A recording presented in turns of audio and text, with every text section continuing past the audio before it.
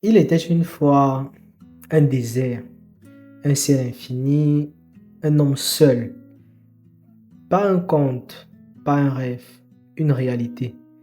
Un pilote tombé du ciel et face à lui, un petit garçon aux cheveux d'or venu d'une autre planète. On croit tous connaître Le Petit Prince, ce petit livre qu'on nous a donné à lire à l'école, parfois trop tôt, parfois trop vite. Mais Le Petit Prince, ce n'est pas une histoire pour enfants. C'est un livre pour ceux qui ont grandi et qui ont oublié ce que voulait dire rêver. C'est, c'est un cri doux, un murmure venu d'ailleurs, un rappel que l'essentiel est invisible pour les yeux. Antoine de Saint-Exupéry, eh bien, ne nous raconte pas seulement un conte, il nous tend un miroir dans lequel chacun peut voir son enfant intérieur.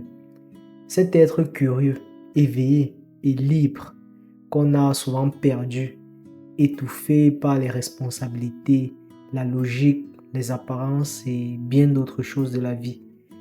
Parfois, on se demande pourquoi ce livre a-t-il traversé les générations, les langues, les cultures, pourquoi continue-t-il d'émouvoir, de réveiller, de transformer ceux qui le lisent, même en silence, même en secret.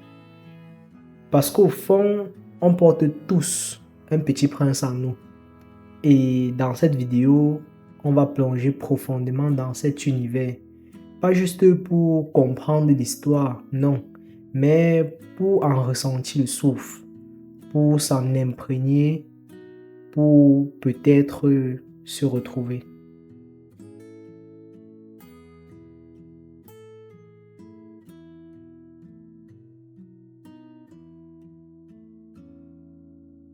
Avant le petit prince, il y a un homme, un rêveur, un pilote, un poème de l'air et du silence. Antoine de Saint-Exupéry naît en 1900 à Lyon, dans une famille aristocratique. Très tôt, il est fasciné par les avions, ces oiseaux de métal qui déchirent le ciel. À une époque où voler relevait presque du miracle, lui voulait déjà vivre là-haut.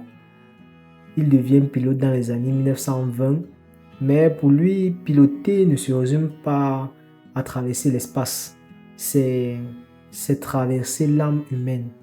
Chaque vol est une aventure existentielle. Chaque désert survolé est un miroir de solitude. Il vole pour l'aéropostale. Il livre du courrier à travers les tempêtes, les montagnes, des dunes entre la France, l'Afrique, l'Amérique du Sud. C'est là qu'il apprend le silence du ciel, la fragilité de l'homme, la beauté du risque. Ces récits de pilotes inspireront plusieurs de ses livres. Vol de nuit, Terre des hommes, Courrier du Sud. Mais Antoine de Saint-Exupéry n'est pas un homme ordinaire.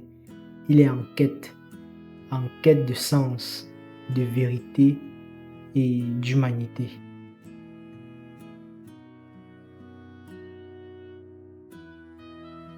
Il écrit comme il vole, avec courage et profondeur. Et puis vient la guerre. Il rejoint la résistance, toujours dans les airs bien sûr, toujours entre la vie et la mort. Le 31 juin 1944, il décolle pour une mission de reconnaissance au-dessus de la Méditerranée. Il ne reviendra jamais. Son avion disparu, son corps jamais trouvé. Antoine de Saint-Exupéry s'efface dans le ciel, comme il y avait toujours vécu, entre mystère et lumière. Mais son œuvre, elle, restera à jamais ancrée dans nos cœurs.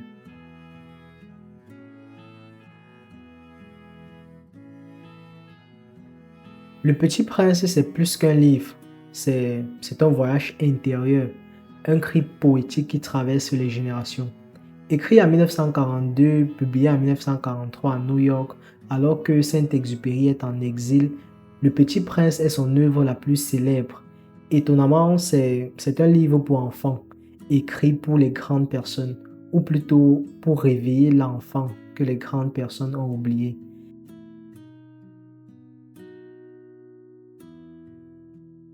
L'histoire, elle est simple. Un aviateur, l'auteur lui-même, s'écrase dans le désert du Sahara, là au milieu du silence brûlant. Un petit garçon aux cheveux d'or surgit. S'il vous plaît, dessinez-moi un mouton.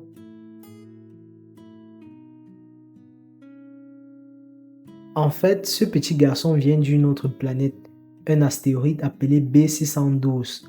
Il y a laissé une rose qu'il aimait plus que tout, mais qu'il a blessée par sa vanité.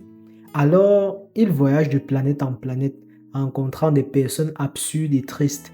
Un roi sans sujet, un vaniteux en quête d'admiration, un buveur qui boit pour oublier qu'il boit, un businessman obsédé par les chiffres, une galerie en fait de caricatures d'adultes.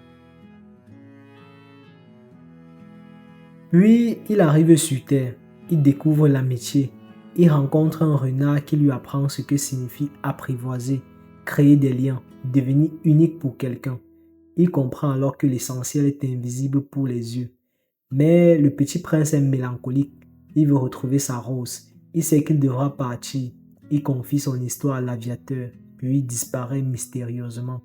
L'histoire se termine dans le désert. L'aviateur sauvé regagne le monde, mais il garde en lui cette rencontre bouleversante et qui chaque nuit, il regarde des étoiles, se demandant si le petit prince est bien rentré chez lui. Sous ses allures de conte pour enfants, Le Petit Prince est une œuvre profondément philosophique. À travers des mots simples et des métaphores lumineuses, Saint-Exupéry nous pousse à repenser notre façon de vivre, d'aimer et de voir le monde. L'essentiel est invisible pour les yeux. C'est peut-être la phrase la plus célèbre du livre. Elle est dite par le renard, ce personnage presque mythique. Elle nous rappelle que ce qui compte vraiment, c'est-à-dire l'amour, l'amitié, la fidélité, les liens du cœur, eh bien, ne se mesurent pas et ne se voient pas dans un monde obsédé par l'apparence. Cette phrase nous rappelle vraiment de façon puissante que il faut voir avec le cœur.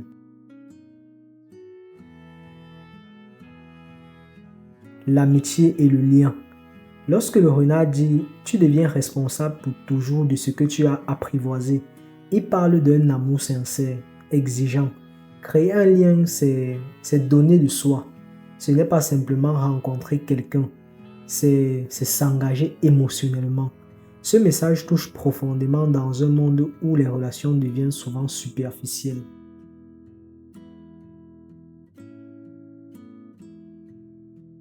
La critique du monde des adultes. Saint-Exupéry dresse un portrait amusé mais aimé des grandes personnes. Il se moque de leur obsession pour les chiffres, le pouvoir, la célébrité ou l'argent. Chacun des personnages rencontrés par le Petit Prince incarne une absurdité du monde adulte. L'auteur nous invite à retrouver la simplicité, l'imagination et la pureté de l'enfance. La solitude et la quête de sens. Le petit prince est seul en voyage, l'aviateur est seul, perdu dans le désert. Tous deux cherchent quelque chose, un sens, une vérité, un retour à l'essentiel. Cette solitude n'est pas vide, elle est fertile, elle permet la rencontre, la révélation et la transformation. La fragilité de l'amour. La rose du petit prince est belle mais capricieuse. Pourtant, c'est elle qu'il aime, parce qu'il a choisi, parce qu'il a protégé, arrosé, écouté. L'amour est imparfait, mais c'est justement cette imperfection qui la rend unique et précieuse.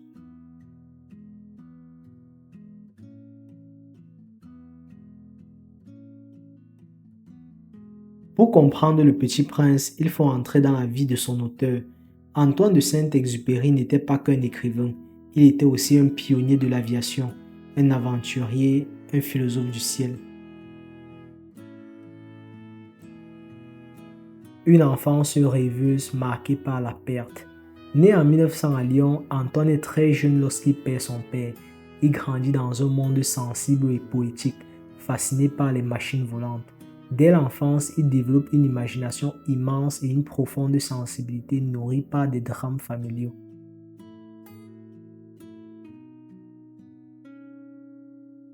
aviateur avant tout. Il devient pilote dans les années 1920, à une époque où voler était encore un acte de bravoure.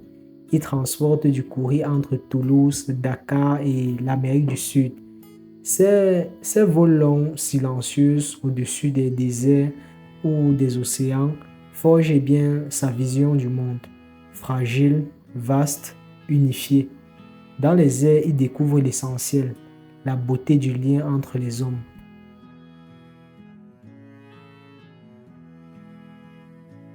L'homme engagé et humaniste. Saint-Exupéry ne supportait pas l'absurde, la haine, le matérialisme.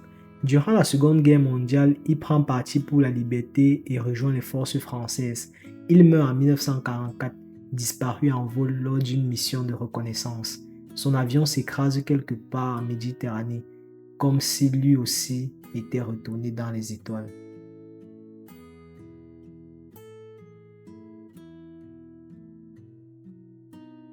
Une œuvre marquée par l'expérience. Ses livres, Vol de nuit, Terre des hommes, Pilote de guerre, sont nourris de ses vols et de ses pensées profondes sur l'humanité. Le Petit Prince est publié en 1943 à New York. C'est une lettre d'amour à l'enfance, mais aussi un cri d'alerte face à un monde qui perd son âme. Il y met son cœur, ses douleurs, sa poésie et son histoire.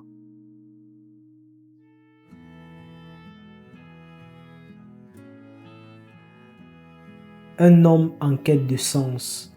Saint-Exupéry croyait à la responsabilité, au devoir envers les autres, à la force du lien humain. Il n'écrivait pas pour briller, mais pour éclairer. Sa vie fut courte mais pleine.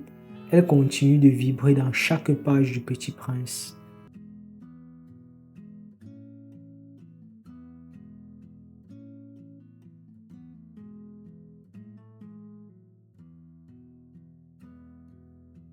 Parce qu'il nous rappelle l'essentiel dans un monde saturé. Aujourd'hui, nous courons, nous scrollons, nous consommons et nous oublions. Le Petit Prince est un choc de lenteur. Il nous pousse à nous arrêter. Il nous murmure que l'important n'est pas ce que l'on possède, mais ce que l'on ressent. Il nous invite à regarder avec le cœur, car l'essentiel est invisible pour les yeux. Parce que nous avons perdu notre regard d'enfant. En grandissant, on nous apprend à être sérieux, à oublier nos rêves, à étouffer nos émotions. Le livre de Saint-Exupéry nous tend un miroir, celui de l'enfant que nous étions, que nous avons peut-être trahi. En lisant Le Petit Prince, on se reconnecte à cette part tendre, imaginative, vulnérable et puissante. Parce qu'il parle d'amour, de lien et de perte. La rose, le renard, la planète, eh bien, ce sont des symboles puissants.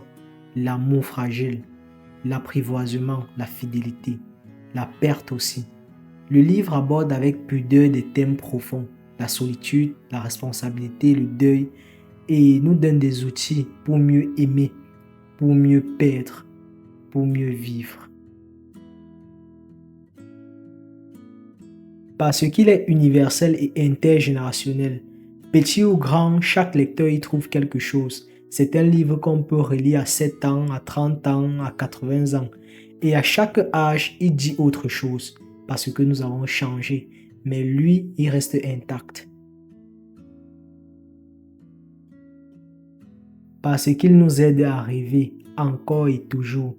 Dans un monde parfois dur, cynique, mécanique, Le Petit Prince est une lumière douce, un rappel que rêver, espérer, s'émerveiller, ce n'est pas fuir la réalité, c'est la rendre plus belle.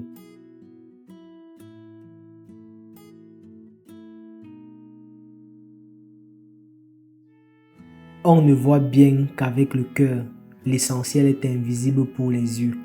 Ces mots résonnent encore, même des décennies après. Le Petit Prince n'est pas seulement un livre, c'est un retour à la tendresse. C'est une conversation silencieuse entre notre part oubliée, celle qui rêve encore, celle qui aime sans calcul, celle qui croit malgré tout. Antoine de Saint-Exupéry ne nous a pas seulement offert une histoire, il nous a donné un miroir, une boussole, une étoile. Alors, si tu sens que la vie t'a un peu éloigné de l'enfant que tu étais, si tu as besoin de retrouver le sens, l'amour, la simplicité, la profondeur, lis ce livre ou relis-le.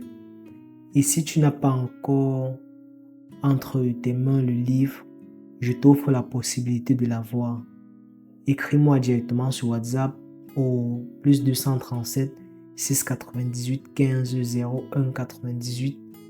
En m'écrivant, écris simplement je viens pour le livre de Saint-Exupéry.